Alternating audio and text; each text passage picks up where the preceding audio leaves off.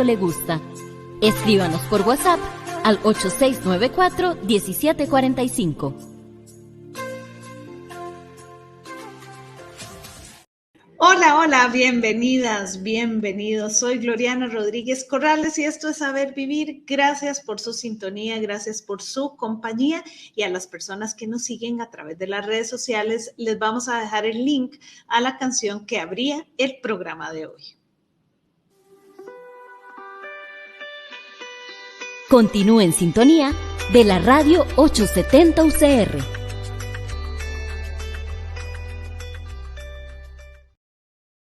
Y bueno, hoy tenemos algunos anuncios que hacerle para que usted pueda participar y pueda también estar pendiente a las redes sociales de la radio 870 UCR y también a nuestro sitio en internet radios.ucr.ac.cr. Y se va a producir este 17 de mayo a las 4:30 de la tarde en la Plaza de la Cultura. Se va a hacer una manifestación pidiéndole al gobierno reconsiderar este recorte que ha propuesto de 4.000 millones de colones al Ministerio de Cultura y Juventud y que prácticamente, de acuerdo con las organizaciones y movimientos sociales, sería un cierre técnico para el ministerio. Esta manifestación se está organizando con personas de la sociedad civil este 17 de mayo a las 4:30 en la Plaza de la Cultura y desde las radioemisoras de la universidad le llevaremos a usted toda la información para que esté pendiente en nuestro Facebook, en nuestro Instagram, donde nos encuentra como 870 UCR, también en Facebook, Radio 870 UCR y las distintas noticias que puede encontrar en radios.ucr.ac.cr. También queremos invitarle este viernes 19 de mayo, estamos de manteles largos, la Radio 870 cumple 14 años y usted puede ser parte de esta celebración en donde vamos a tener un polo acuático, vamos a tener también actividades de cocina, un reto culinario y también va a estar grabando el programa de Podemos Volar con todas las locutoras y locutores de este espacio. Este viernes 19 de mayo a las 9 de la mañana en las instalaciones deportivas de la Universidad de Costa Rica en San Pedro de Montes de Oca. Si a usted le interesa, puede celebrar con nosotras y nosotros estos 14 años que son tanto suyos como nuestros. Así que le invitamos a participar. Recuerde que usted nos puede escribir al 8694-1745. Vamos ahora a ver y rever y repasar las emociones, esas que a veces nos juegan malas pasadas, pero que si tenemos herramientas afiladas para poder entenderlas, puede ser muchísimo más sencillo. Esta capsulita que vamos a escuchar a continuación es un material que coproducimos con la Oficina de Bienestar y Salud de la Universidad de Costa Rica. ¡Adelante! ¡Estiro! ¡Atrás! ¡Estiro! ¡Vamos! 1, 2, 3. Porque aquí entrenamos la fuerza, la resistencia para transitar nuestras emociones y caminar con más ligereza y agradecer el regalo que nos trae cada emoción. ¡Seguimos!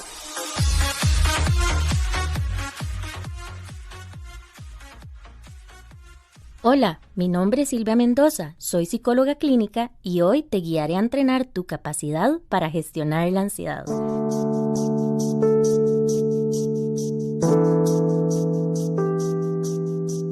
Siempre digo que podemos aprender a hacer de la ansiedad una aliada y no una enemiga, porque en realidad está presente en todos los seres humanos como una respuesta adaptativa a circunstancias que podríamos percibir como inseguras o amenazantes. La ansiedad puede llegar a generar mucha angustia, preocupaciones constantes, inquietud en el cuerpo y sensaciones que inclusive podrían percibirse como desagradables. Por ejemplo, la sensación de asco, la sudoración excesiva, una sensación de presión en el pecho, una respiración agitada, tembloreo en las manos o en las piernas, entre muchos otros.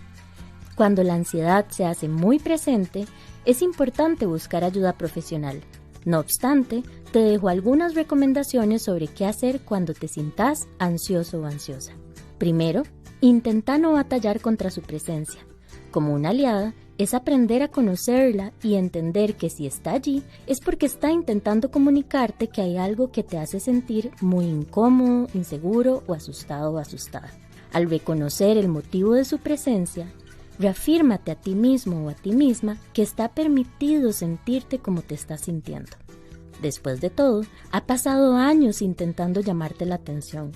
Podés decirte en voz alta o en tus pensamientos: está bien si me estoy sintiendo ansioso o ansiosa porque, y terminas la frase. Al mismo tiempo, procura apaciguar tu respiración. Inhala lentamente. 1, 2, 3. Exhala profundamente. 1, 2, 3. Cada una de las preocupaciones que emergen no las podés atender en el momento, por lo que podés recordarte que estás en este momento presente, respirando, y cuando puedas te ocuparás de las cosas que tenés pendientes. Por último, date la oportunidad de expresar lo que sentís a diario, de maneras saludables, ya sea escribiendo, dibujando o coloreando, hablando con alguien cercano o a través del movimiento de tu cuerpo. Recordá que siempre existirán opciones. Esta es una coproducción entre la Radio 870 y la Oficina de Bienestar y Salud.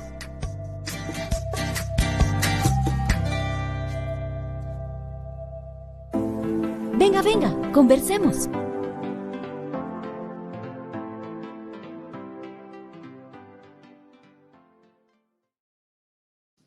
¿Somos racistas? Una pregunta tan explícita y a la vez una pregunta tan incómoda. No nos gusta decirlo ni que lo digan y por lo tanto estamos tentadas y tentados a responder con un automático, velocísimo y rotundo no. Porque las personas racistas siempre pueden ser otras personas, pero la realidad es mucho más compleja que eso. Los valores solidarios de muchas personas se entrelazan con cierto racismo que se nos cuela en el lenguaje, en dichos, en acciones cotidianas, en la institucionalidad, en la escuela, en el parque, en el comercio. Muchas personas tienen y quizá tenemos actitudes conscientemente igualitarias, pero también tenemos actitudes inconscientemente negativas para uno o varios grupos. Afrontar estas acciones cotidianas nos lleva a mirarlas, a ponerles nombre, a cuestionarlas, que es realmente lo esencial, lo imprescindible para avanzar hacia una sociedad más justa y más humana, donde no podemos ignorar nuestras propias incoherencias, inconsistencias y también debilidades.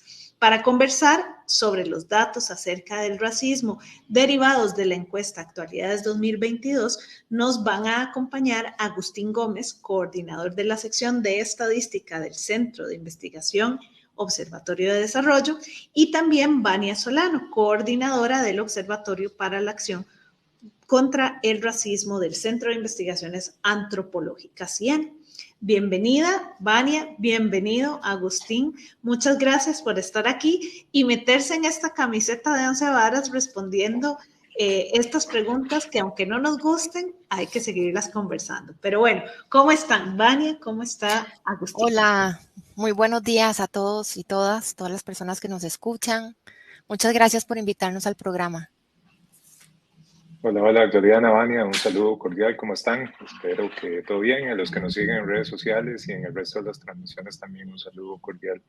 Muy contento de participar. Creo que el resumen de lo que vos apuntás es que todos en algún momento hemos tenido o tenemos o estamos luchando por no tener actitudes hacia el racismo y tratando de luchar con preconcepciones que desde chiquitito nos podamos estar inducidos a esto. Creo que es un tema interesante, es un tema complejo, es un tema que necesita desmenuzarse para poder entender qué significa tan siquiera tener una actitud racista, ¿verdad? Y significa con mucho respeto, con mucho amor, darnos cuenta de que hay acciones que están ahí, como bien lo decía Agustín, desde pequeñas y desde pequeños, y que también con ese respeto y ese amor podemos irlas transformando también. Le invitamos a usted a escribirnos a través de sabervivirucr@gmail.com o bien a través de nuestro WhatsApp, el 8694-1745. Vamos ahora a escuchar la agenda, los temas que hemos preparado para esta semana.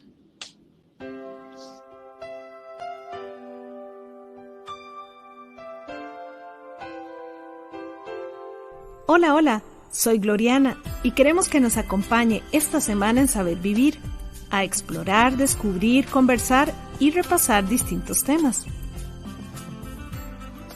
El lunes, junto a Juan Antonio Rey, hablaremos sobre los procesos de evolución consciente de los seres humanos, esos que nos hacen más humanos cada día.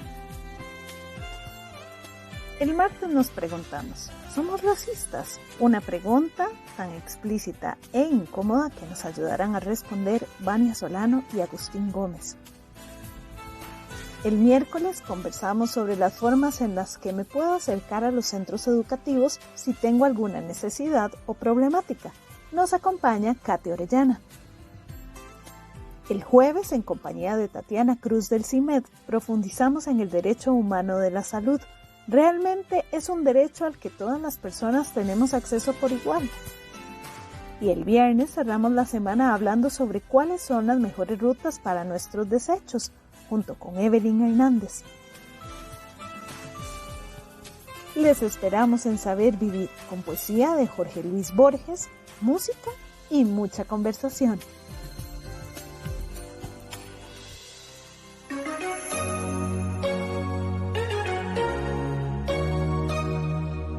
Nos puede escribir a sabervivirucr@gmail.com con dudas, comentarios o reportes de sintonía.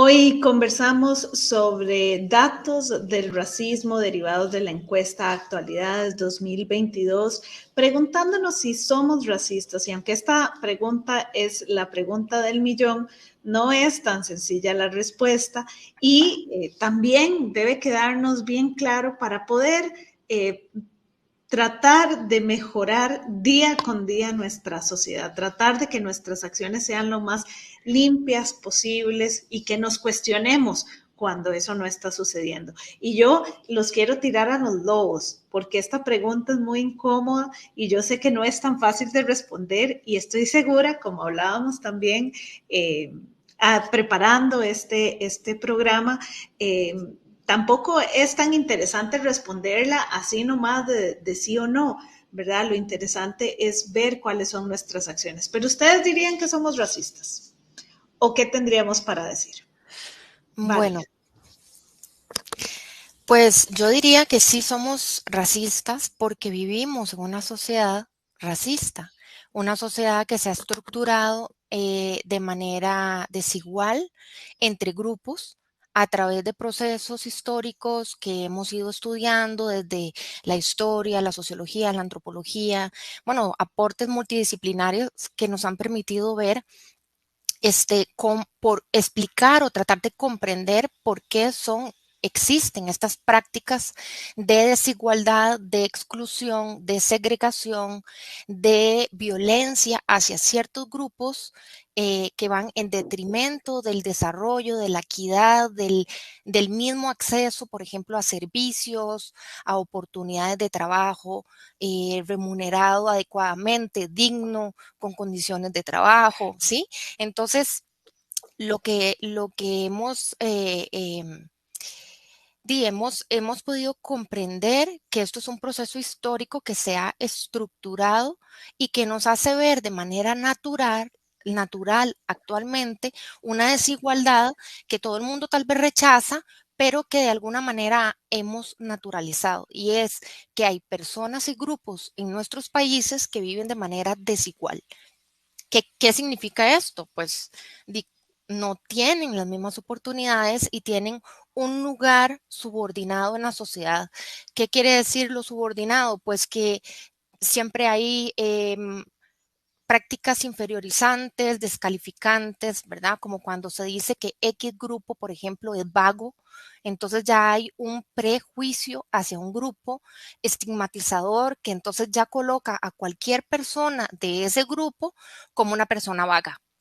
Y eso ya representa una discriminación porque eso puede incluso impedirle el acceso a otro tipo de trabajo y entonces también están confinada esa población X a solo tener un tipo de trabajo. Y lo que hemos visto es que este sistema racial ha sido muy funcional para reproducir las desigualdades y que unos grupos pues tengan más poder, más recursos, más condiciones privilegiadas en detrimento de los de otros grupos. Entonces sí diría que hay racismo, lamentablemente, tal vez hay expresiones más directas, bueno, grupos de supremacistas blancos, por ejemplo, o grupos xenófobos abiertamente que generan movimientos discursivos de odio, apología de odio, organizan actividades tendientes, incluso hacen lobbies políticos en el mundo, donde tratan de contar con leyes que les favorezcan y que vayan en detrimento, por ejemplo, de poblaciones que migran, poblaciones trabajadoras o poblaciones específicas en sus países. Pero eso es como el extremo, ¿verdad? Y entonces esas personas son racistas, pero también estamos todas las personas que vivimos en sociedades racistas que reproducimos en ese proceso de naturalización, digamos, de esa injusticia, de esa desigualdad.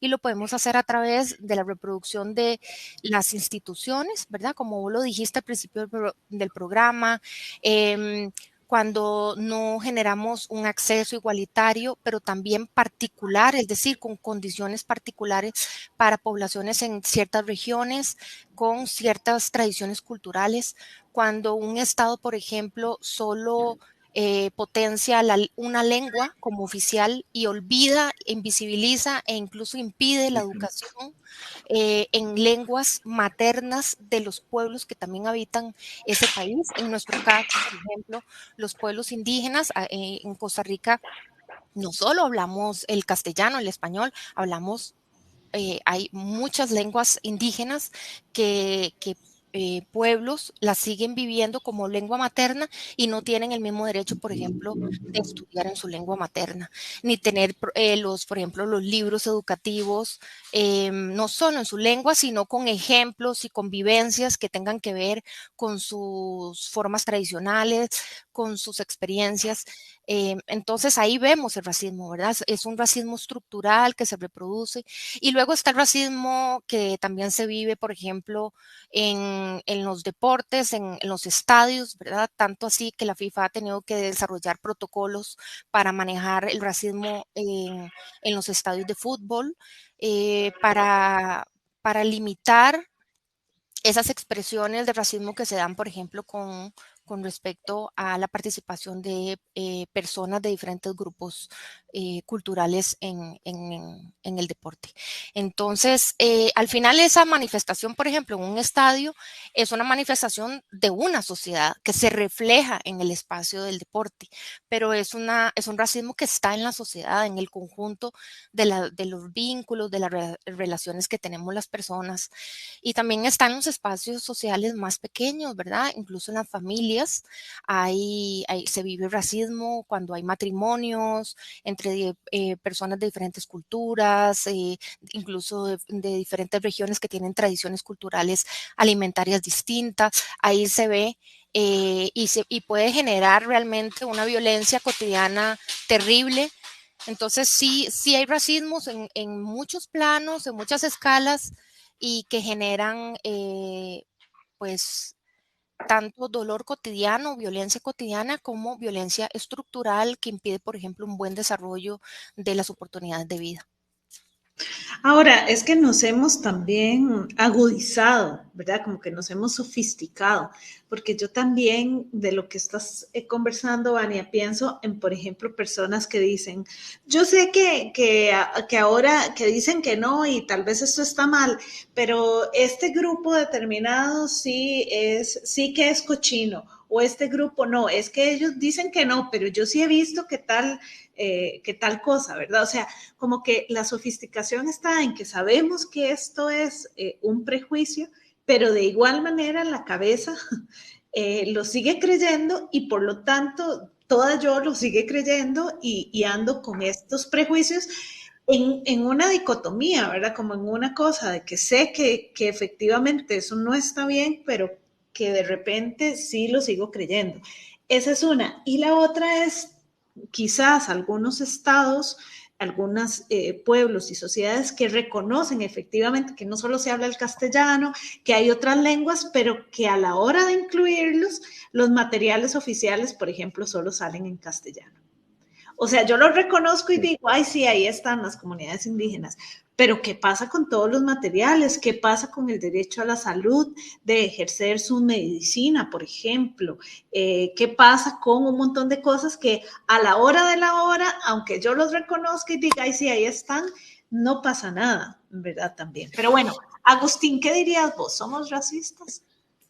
Yo creo que como apuntaba Vania, hay un espectro, digamos, muy grande de qué podría ser caracterizado como una actitud o no racista. Creo que inclusive la pandemia nos dejó un nuevo o incentivó un nuevo método de racismo, que es el tema de los discursos de odio, la forma como nosotros también nos comportamos en este entorno digital o en este medio virtual, pongámosle, o en esta realidad alterna en donde lo único que nos separa de agredir a una persona es una distancia entre los dedos y una tecla.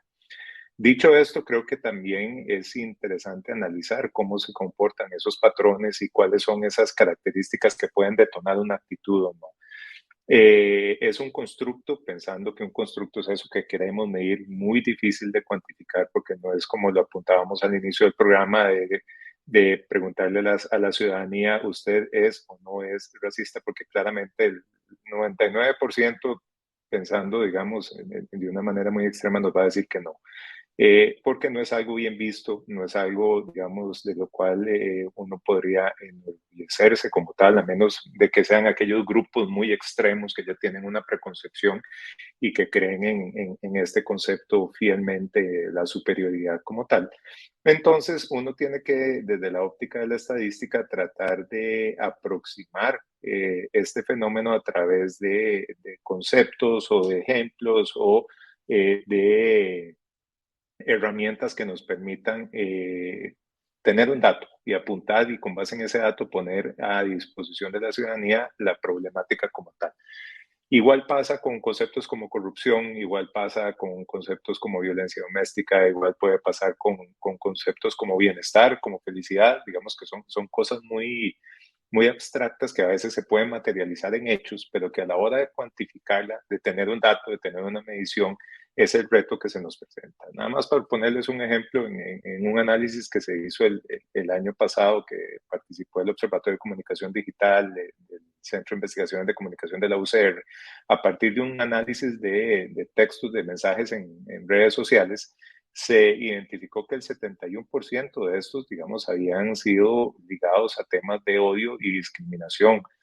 Y de esos también, cuando uno empieza a analizar, hay un porcentaje muy alto de esos que están asociados a temas de racismo, a temas de, digamos, de orientación sexual, de género, de xenofobia, de choques generacionales, de discapacidad que se estaban, digamos, haciendo referencia. Ahora, esa es una forma de abordar el racismo como tal. Entonces, con base en los datos, podremos decir que sí, sí existe. Digamos, hay formas, hay mecanismos de poder cuantificarlo, de poder llegarle a un dato.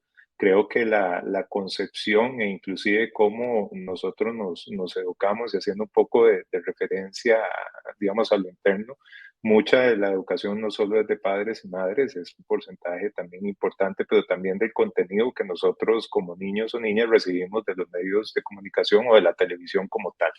Y en función de esos patrones, que también nos están diciendo que son actitudes que son permitidas y que otras actitudes no son permitidas. Por ejemplo, lo que decía Vania de ir al estadio, digamos, es una concepción de que uno va al estadio a descargar, a desquitarse, a decir ciertas actitudes porque es lo que se hace en ese momento y en ese espacio. ¿verdad? Y no se cuestionaba si eso que uno hacía era bueno o era malo, sino que era partícipe de digamos, de un evento masivo en donde todo el mundo empezaba a reaccionar con base en un detonante. Y perdón, como decía Vania, la FIFA tuvo que poner estructuras, empezar a sancionar, digamos, estas actitudes, porque en el pasar de los años, y podemos hablar, y Vania es la experta, en los últimos 100, 200 años, se ha visto los cambios y la necesidad de cambiar el patrón con el cual nosotros nos venimos educando para hacer evidente que tal vez esas actitudes no son las correctas y que debemos cambiar como sociedad. Ahora, el poder realizar este tipo de estudios como el que vamos a compartir algunos de los datos más adelante de cómo realmente se cuantifica, cómo yo percibo el trato hacia otras personas, eso qué quiere decir, cómo calificaría el trato hacia esa población indígena que estamos hablando, hacia la población negra o afrodescendiente, hacia las personas nicaragüenses, hacia chinos y judíos, nos denota también cierto comportamiento del costarricense en estos espacios. Entonces, para hacer un balance, creo que sí, tenemos un espectro muy grande de actitudes hacia la discriminación como tal, y creo que los matices con los cuales nosotros vayamos aproximando esas mediciones nos va a decir que en qué grado el costarricense como tal materializa esas acciones. Una cosa también es el costarricense solo frente a una acción, una cosa es el costarricense en grupo frente a la misma acción. Tendemos a tener patrones de comportamiento diferentes. Entonces también es importante hacer una distinción de eso. Inclusive en mi hogar, en mi lugar de trabajo, en espacios públicos y además yo puedo tener actitudes totalmente diferentes y puedo o no repetir los patrones de discriminación en cada uno de esos espacios o no. Mira, entonces es interesante cómo desagregar ese tipo de respuesta. Mi mamá decía que uno se envalentonaba en grupo, ¿verdad? Y Correcto. es eso lo que estás apuntando. A mí me gustaría que abordáramos la encuesta Actualidades 2022, pero contarle también a las personas que nos escuchan que en los comentarios de esta transmisión en Facebook vamos a dejar el link para que usted, o la liga, para que usted pueda acceder a toda la encuesta Actualidades, que es más grande. Hoy solamente nos vamos a referir a esta parte, pero que usted puede acceder y puede, ¿verdad?, preguntarse y puede mirarla, releerla y puede ahí analizarla también. Esto lo vamos a dejar en nuestro Facebook, Radio 870 UCR, en el enlace de esta transmisión que estamos haciendo en vivo. ¿Qué nos encontramos? ¿Qué se encontraron ustedes en la encuesta Actualidades sobre el tema específico de racismo? ¿Qué nos puede decir esta encuesta de nuestras acciones y comportamientos? Bueno, Gloriana, cuando pensamos, se nos abrió la oportunidad de que uno de los módulos de esta encuesta, que como ya indicaste, es un ejercicio que se hace en el segundo semestre del curso de encuestas por muestreo de la Escuela de Estadística con estudiantes. Pensamos en qué podíamos preguntar en un módulo que es reducido, ¿verdad? No es una encuesta de amplio espectro, y nos centramos básicamente en 13 preguntas, tratando de poder captar dos ámbitos. Uno, ¿qué piensan las personas acerca del trato general que hace la sociedad en nuestro país sobre 5 grupos específicos? Y luego otro módulo temático de preguntas que ahonda un poco más la experiencia propia de discriminación, maltrato o situación vivida injusta con respecto a una serie de condiciones que ahorita vamos a comentar. Y por último también preguntamos si conocían una ruta de denuncia contra el racismo en específico, y también preguntamos si a lo largo de su vida habían tenido el deseo de interponer una denuncia por racismo o discriminación racial.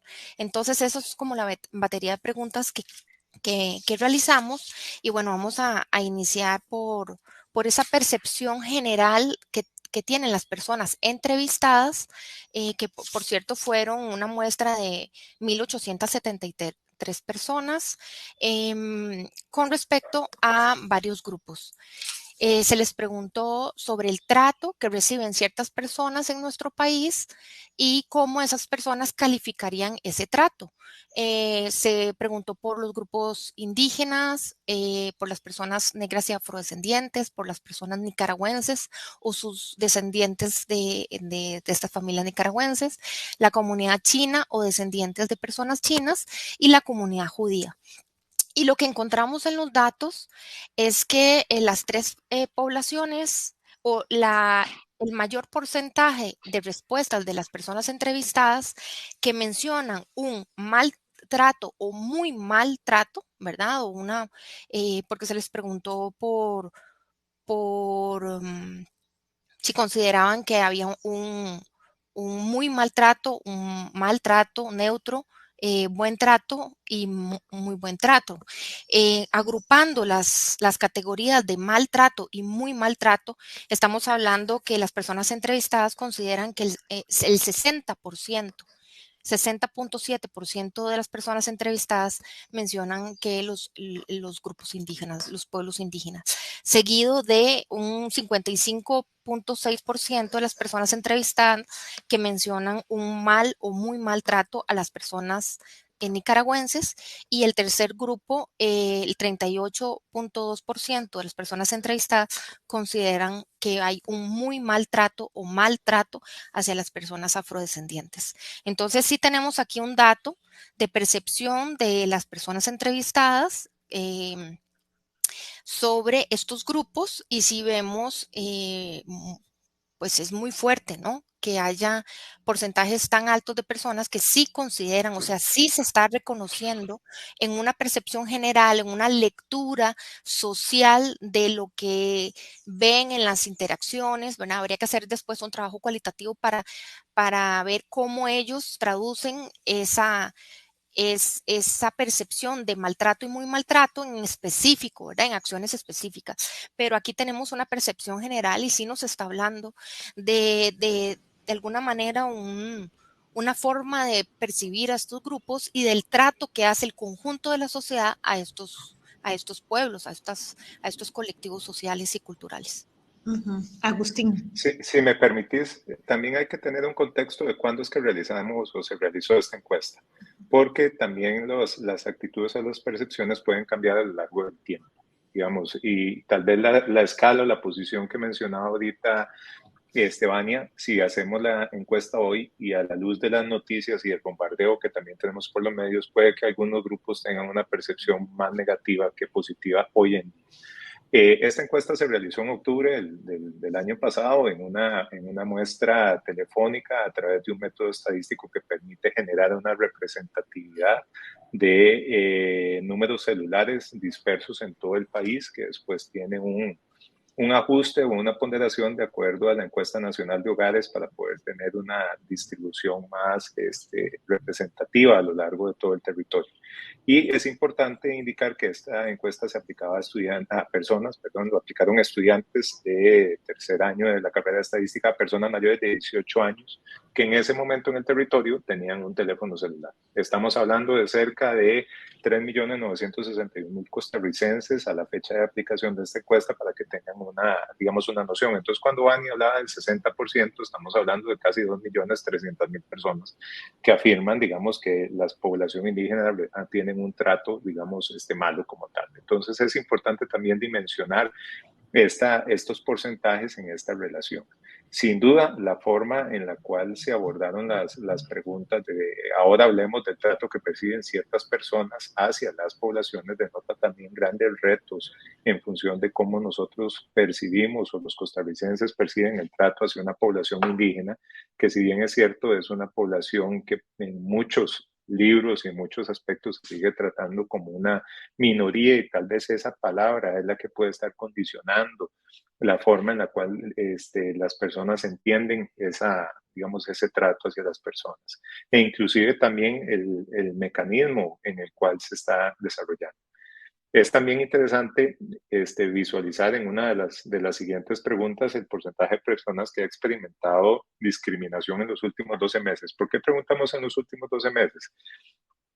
porque hay eventos que inclusive dependiendo del trato que se le dio a la persona puede remontarse a mucho más de 12 meses. Entonces quisimos darle una temporalidad para tratar de ver eventos que sean, digamos, relativamente cercanos al momento de la encuesta. Y sobre eso, como apuntaba Vania, lo que se preguntó es con qué frecuencia ha sentido discriminación o ha sido tratado o tratada mal o de manera injusta, ya sea por género, por su color de piel, por su condición económica, por su idioma y por su lengua. Es importante identificar que las dos variables que resultaron significativas, ¿eso qué quiere decir?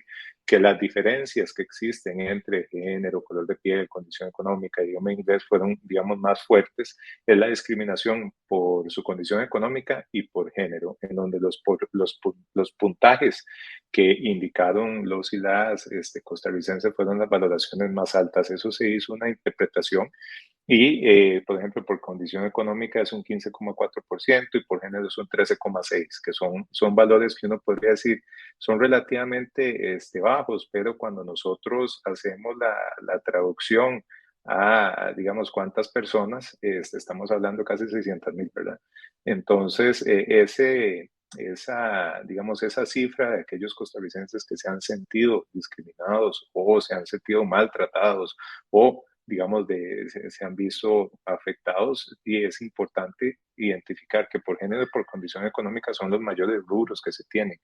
Por rasgos faciales o por idiomas o por color de piel andan cerca del 4%, que eso igual estamos hablando de 160,000 costarricenses. Digamos, en cifras un poco tal vez más o menos, pero es una realidad al día de hoy. Entonces, cuando nosotros empezamos a contextualizar que existen estas afectaciones, que existen datos, y se los sumamos a las cifras de discursos, de odio o, digamos, a los mensajes que se pueden dar en redes sociales o a través de correos o grupos de WhatsApp y demás, podemos llegar a tener un contexto un poco complicado, un contexto en el cual inclusive uno podría tratarlo ya como una situación extrema en donde la ciudadanía se está manifestando o tiene actitudes que pueden ser asociadas a una actitud de rasgos de discriminación como tal. Vuelvo al primer punto. Si nosotros volviéramos a aplicar esta encuesta el día de hoy, es muy probable que este acomodo que estamos mencionando sea muy diferente. ¿Qué tan diferente? Va a ser en función del bombardeo, por así ponerlo, que van a tener las ciudadanías sobre las noticias y sobre los grupos demográficos que se han visto afectados. Creo que la comunidad china como tal tendría una valoración un poco diferente por el bombardeo que se tiene en noticias y por la percepción que se puede estar creando. Y eso es lo difícil de poder cuantificar a través de encuestas de percepción porque medimos el momento. ¿De acuerdo? Y en ese momento también hay que tener una contextualización sobre los resultados y sobre el alcance. Qué importante esto que señala Agustín, ¿verdad? Cómo leer las encuestas en un momento determinado y tampoco hacer de esta encuesta, esto va a ser por siempre y para siempre, porque implica ese contexto, implica también la opinión pública que anda rondando. Creo que si en este momento tiramos la pregunta, decir lo más grave es la discriminación, el racismo o la inseguridad, gana la seguridad, ¿verdad? O sea, por el momento en el que estamos, ¿verdad? Por los discursos, pero habrá que hacerlo para poder tenerlo en consideración. Ahora importante, bien, Gloriana, por supuesto, la contextualización de todas las respuestas de las personas y también, como decía Agustín, la persona individual y luego también el comportamiento social que se pueda dar en grupo puede ser distinta. Si a mí me preguntan una llamada telefónica a una universidad que dice que está haciendo, pues ahí también hay una intersubjetividad de lo que es políticamente correcto, cómo yo también quiero percibirme, porque somos seres contradictorios que podemos tener unos principios, pero precisamente el problema del racismo y de otros tipos de discriminación que están calados estructuralmente en nuestras personalidades, en nuestra forma de ver el mundo, es que entran en contradicción en nuestros pensamientos e ideas, en nuestros sentires y en nuestros comportamientos. Entonces, podemos tener un principio, por ejemplo, general de igualdad, de que todas las personas somos iguales, pero en la práctica, los grupos a los cuales le aplicamos esa igualdad son solo los grupos que son conocidos por mí en mi entorno familiar, en mi entorno comunitario, en mi entorno religioso, ¿no? Es decir, esa igualdad la aplicamos solo en el grupo que consideramos que es el que nos pertenece y entonces esa justicia de igualdad la ejercemos solo para el grupo nuestro y esa es la injusticia que se genera a nivel social, porque entonces ese principio general no lo aplicamos por igual al resto de los grupos y colectivos con los que convivimos. Otra cuestión que pasa con el racismo cultural, que es una noción que trabajamos también para poder tratar de comprender cómo funciona el racismo, es que el racismo cultural a veces parte, y lo hemos visto, de que se hace una oda a la diferencia. Y la oda de la diferencia no necesariamente nos lleva a esa empatía hacia comprender que esa diferencia también es equivalente a nuestro grupo, ¿verdad? Es a lo que me refería cuando esos principios de igualdad, de libertad, de respeto, de armonía, los ejercemos solo al interior del grupo, pero no lo consideramos un derecho para el resto de los grupos, ¿verdad? Entonces, el racismo cultural ha llegado a partir de que vos sos diferente, pero no quiero mezclarme contigo. Y no solo no me quiero mezclar, sino aún peor, tengo un imaginario de lo que sos como parte de un grupo y no solo es peyorativo, sino además no me interesa conocerlo. Y eso es un racismo muy peligroso que se está calando en nuestras sociedades, porque el discurso de la diferencia se está utilizando para sostener discursos de incompatibilidad. Yo te acepto diferente, pero es incompatible que vivamos juntos, ¿no?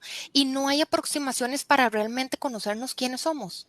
O sea, no nos interesa qué piensa el otro grupo, qué hace, cuáles son sus tradiciones culturales, alimentarias, cuáles son sus aportes literarios, musicales, ¿sí? Y va generando segmentaciones, ya no solo espaciales, sino segmentaciones comportamentales en los espacios públicos, en los espacios privados, hay encierros, ¿no? Entonces, esas dinámicas son muy complicadas. Y a lo que iba es que entonces, sí es muy importante conocer el contexto, pero también es importante el dato cualitativo. Si hay una percepción de que hay un maltrato hacia grupos particulares, hay que ponerles atención. Hay que ponerles atención a ese reflejo, aunque sea oscilante. Es importante ver que sí se están presentando situaciones de violencia y discriminación, incluso que interactúan. Por eso es que la batería de preguntas va con respecto a varios tipos de discriminación, ¿verdad? Y eso tal vez es importante también hablarlo en las encuestas. ¿Por qué no preguntamos solo sobre racismo, ¿verdad? O discriminación racial? Y es que las personas somos una sola persona y pertenecemos a conjuntos familiares, sociales, ¿verdad? Pero nuestra vivencia es como una sola persona. Entonces yo puedo ser mujer, que tengo una edad, ¿verdad? Una condición de discapacidad o no, una historia de vida, ¿sí? Y entonces el género afecta también la discriminación racial. No se vive de la misma manera una discriminación por color de piel en mujeres que en hombres, por ejemplo. No se vive igual una discriminación de género con respecto a una condición económica. Entonces, no es lo mismo ser una mujer pobre, ¿verdad? Que un hombre pobre. Y no es mejor o peor, son condiciones distintas porque la sociedad ha hecho y ha establecido roles, funciones, privilegios, derechos y no derechos para unos y otras condiciones. Entonces, lo que nos interesa es ver la vivencia de estas personas en sus diferentes condiciones para ver a dónde hay mayores factores de vulnerabilidad, o sea, cuáles son las poblaciones que pueden estar siendo mucho más vulnerables. Si hay, por ejemplo, un 60% de la población entrevistada que considera que sí hay un maltrato o muy maltrato hacia las poblaciones, hacia los pueblos indígenas, ¿verdad? Aunque sea una abstracción porque hay 9 pueblos indígenas y comunidades indígenas en nuestro país, si agregamos a los misquitos, que también son una comunidad indígena, con los otros 8 grupos, pueblos indígenas de Costa Rica, del territorio que hoy es Costa Rica. Entonces, podemos preguntarnos, ¿y cuál es el lugar además de la mujer indígena? ¿verdad? O cuál es la condición de una mujer indígena en su territorio o una mujer indígena que tuvo que migrar al centro de San José, a los barrios periféricos, digamos, de San José. Entonces son condiciones distintas y se viven situaciones racistas y de discriminación distintas. Por eso es tan importante hacer estos trabajos de manera cruzada para poder ver las diferentes situaciones en un conjunto. Vamos a hacer una pausa para escuchar el poema del día de hoy y venimos a despedir el programa. Sé que Agustín tenía una palabra ahí en la punta de la lengua, pero después de escuchar el relato. Dicen quienes cuentos cuentan que había una vez. Pero yo he comprobado que habían muchas más veces.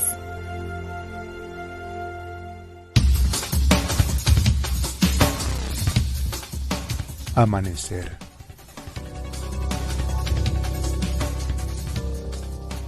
En la honda noche universal que apenas contradicen los faroles, una racha perdida ha ofendido las calles taciturnas como presentimiento tembloroso del amanecer horrible que ronda los arrabales desmantelados del mundo. Curioso de la sombra y acobardado por la amenaza del alba, reviví la tremenda conjetura de Schopenhauer y de Berkeley, que declara que el mundo es una actividad de la mente, un sueño de las almas, sin base, ni propósito, ni volumen. Y ya que las ideas no son eternas como el mármol, sino inmortales como un bosque o un río, la doctrina anterior asumió otra forma en el alba, y la superstición desahora cuando la luz como una enredadera va a implicar las paredes de la sombra, doblegó mi razón y trazó el capricho siguiente. Si están ajenas de sustancia las cosas, y si esta numerosa Buenos Aires no es más que un sueño que erigen en compartida magia las almas, hay un instante en que peligra desaforadamente su ser, y es el instante estremecido del alba, cuando son pocos los que sueñan el mundo, y sólo algunos trasnochadores conservan, cenicienta y apenas bosquejada, la imagen de las calles que definirán después con los otros. Hora en que el sueño pertinaz de la vida corre peligro de quebranto, hora en que le sería fácil a Dios matar del todo su obra. Pero de nuevo el mundo se ha salvado. La luz discurre inventando sucios colores, y con algún remordimiento de mi complicidad en el resurgimiento del día, solicito mi casa, atónita y glacial en la luz blanca, mientras un pájaro detiene el silencio y la noche gastada se ha quedado en los ojos de los ciegos.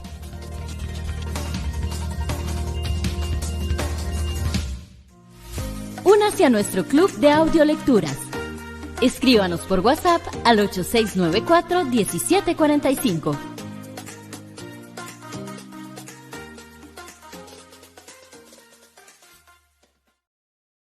Ya vamos cerrando el programa de hoy, interesantísimo que hemos tenido con Agustín Ibáñez, y a Agustín lo dejé con la palabra en la punta de la lengua, así que Agustín, un minuto nos queda. Sí, no, primero que todo, muchísimas gracias por el espacio y feliz cumpleaños por adelantado por el programa. Dos cositas.